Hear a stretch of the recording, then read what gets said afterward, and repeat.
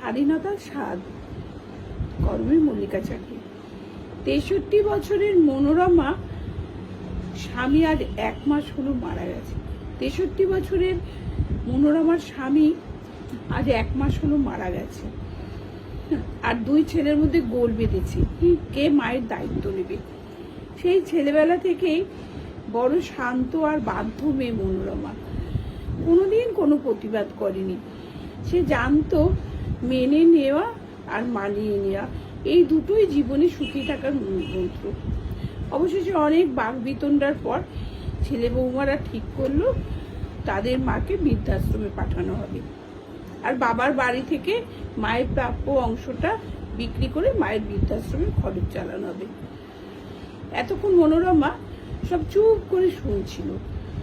সমস্যার সুন্দর সমাধান থেকে একটু মুচকি হেসে মনোরমা বলল, তোমার বাবা এই 3 তলা বাড়িটা আমার নামে করে দিয়ে গেছে এবং আমার যাতে কোনো অসুবিধা না হয় সে ব্যবস্থাও করে গেছে।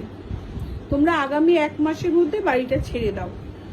স্বামীর ছবিতে মালা দিতে দিতে মনোরমা নিজেই মনে মনে বললেন, সেই ছোটবেলা থেকে পরাধীন এই মানুষটাকে আজ তুমি স্বাধীন করে দিলে। এই স্বাধীনতা কি আমি চেয়েছিলাম?